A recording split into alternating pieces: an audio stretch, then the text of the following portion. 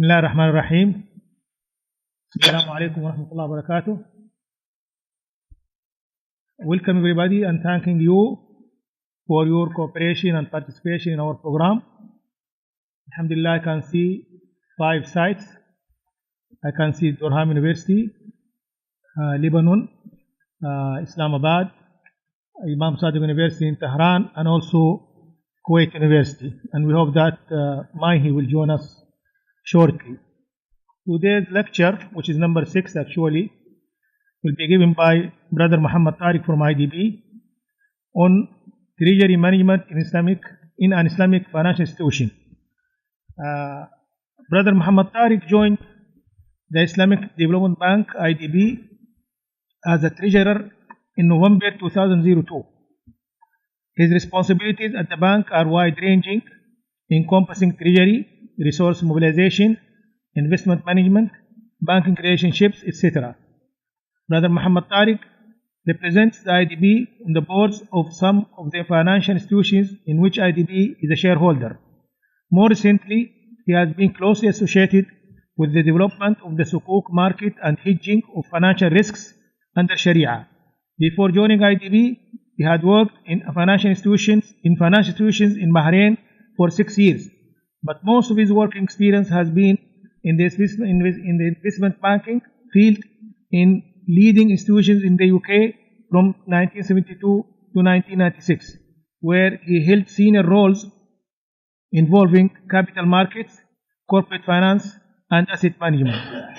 Brother Muhammad Tariq has been a member of the Institute of Actuaries, London, the London Stock Exchange and Securities Institute in London. He studied mathematics at the University of London, and as a researcher fellow, he has written several research papers in algebra. Brother Muhammad Tariq, inshallah, will give his lecture, as we said, on treasury management in Islamic financial institutions. Please, Brother Muhammad Tariq. Thank you very much.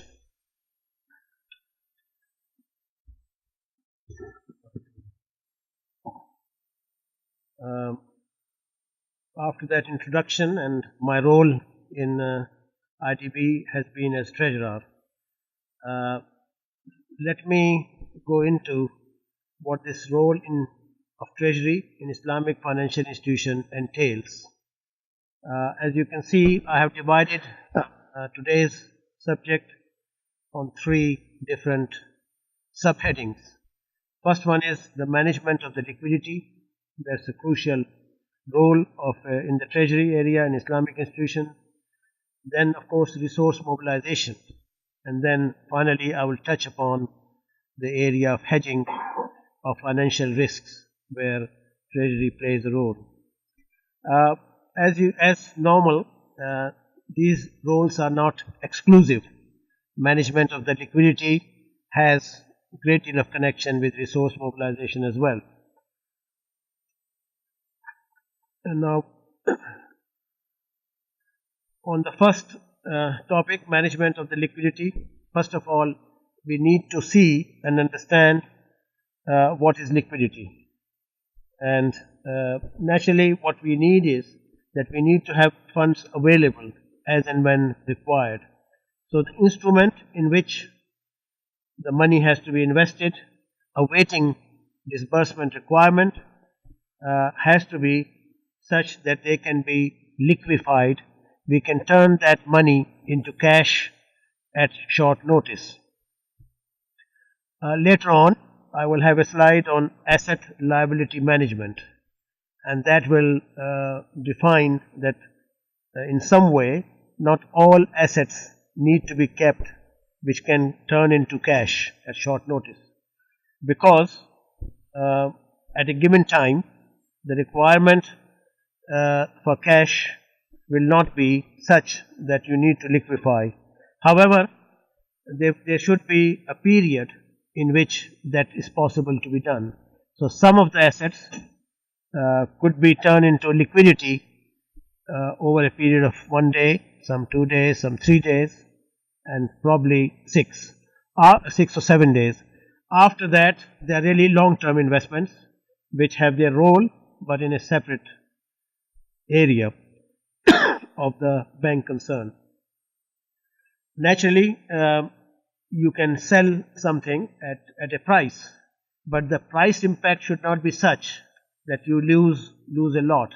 You invested 100 in the hope that at the time these funds will be required, and if you were to sell and get substantially below 100, which you invested, say 90, 95, 98, that will not be classified as a proper liquidity management tool. And it's irrespective of the fact that that instrument, instead of giving you lesser value, it may give you higher.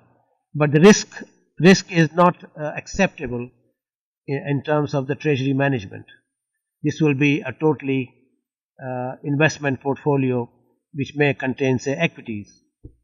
Some equities and most equities, listed equities, are tradable. They are liquid in a sense, but they do not meet this test that when you invested, you should get back what you invested plus some return. So that's a key distinction between treasury instrument and other instruments. So I think that's what I'm saying there, that they should have a minimal negative impact on sale of such securities, hence minimum price risk. Now, ability to deal in reasonable size or quantity, that's another issue. You may have some instrument which can be traded or where you can liquefy, but the size available at which you can actually dispose of the security may be too small. Now, small and large is in the context of the institution concerned. If an institution's overall size is, say, 100 million, that instrument is only 2 million. But larger institutions which have much larger balance sheet, much larger liquidity, the size in which they will invest will be much larger too. So if you have a, which we will come in a minute, a sukuk, a tradable paper, but the actual size of that is small, then naturally you cannot trade in reasonable size. So it's the job of in the treasury that the instrument which is held, individual instruments which are held, are such a size that they can be redeemed as well. Now again, I want to emphasize, it's not the job that everything you hold can be liquefied at little notice. But you have to create a portfolio where some portion can be sold and the others you may want to retain for longer period. Now let's go into instruments for management of liquidity. What we have just talked about is the overall scenario, overall dimension, overall needs of the instruments as such. Now, instruments for management of liquidity, we have conventional finance, which means generally non-Sharia compliant. Now there you have many things. First of all, you have the interbank market. An interbank market is primarily a market in which one bank gives money to another bank for a period of time and with a specific rate of interest to be there. It can be for any period from 1 day to longer. And these placements or periods could be up to 1 year, but primarily when we talk about in the marketplace, it's not very common to have these placements or interbank placements for longer than 3 months, probably exceptionally 6 months. For the simple reason that by and large in treasury you need to have the money available at short notice as such. So by tying up money for longer term, you have immediately a price risk, which means that if you have placed money for 6 months or a year at a particular rate, the rates change in the market, and hence you are taking the risk as such. Now this is for conventional finance. Over and above, in the conventional finance, apart from the very popular interbank market, you also have instruments. One typical example is what is called Treasury Bills. These are normally 3 months, but they can be other periods as well. Instruments issued by the central bank. They are used for different reasons. One reason is management of the liquidity in the marketplace. At a given point in time, this is one way in which the central bank intervenes in the market to increase the rate or decrease the rate. And that instrument generally is very liquid. This is also an instrument in the conventional marketplace for the central banks to use, as you know that most banks are required to put some liquidity with the central banks. So this is eligible security for depositing on behalf of the bank as the deposit. That is primarily for the reason that most banks have to keep some liquidity to meet the needs if suddenly there is a run on the bank. So this is directly held with the central bank, who is the issuer. So if you have 20 million of treasury bills lodged with the issuer itself, which is the central bank will make sure that they will pay against this security, and that then can be made available to pay the depositors or anybody else. This is supposed to be in any country of the highest quality. This is also short term. So in a normal way, it will mature, and central bank is always issuing these treasury bills. There are other types of securities in more developed markets, what we'll call bank bills and other securities as well. FRAs, which are agreements between parties in which money is placed for a certain period. Some are more liquid than others. Now, of course, in Islamic finance, what are the components which are available for Islamic finance? I have described for conventional finance. One of them is placement of funds under commodity murabaha. So basically, it is an interbank market instrument again, but the methodology is different.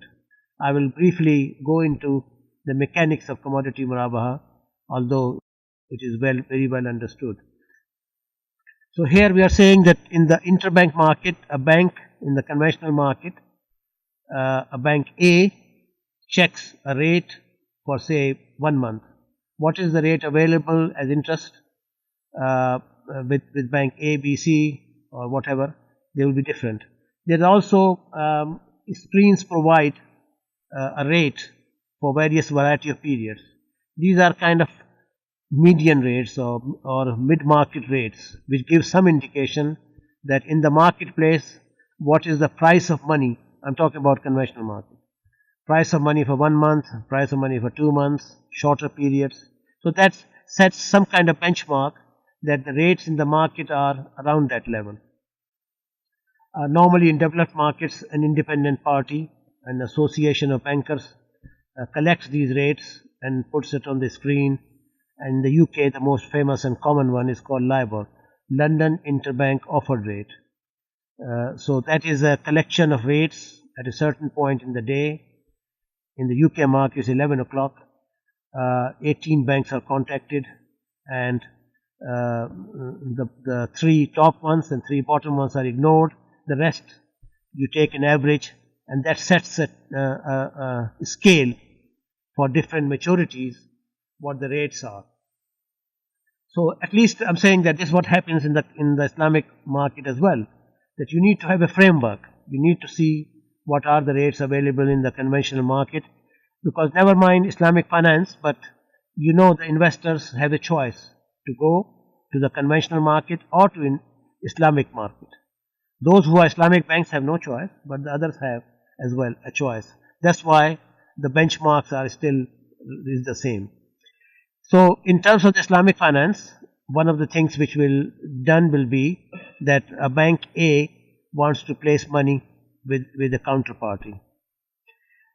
Naturally, in terms of the treasury, you will have the risk assessed beforehand, how much risk you can take for banks, various banks. Some are naturally more risky than others.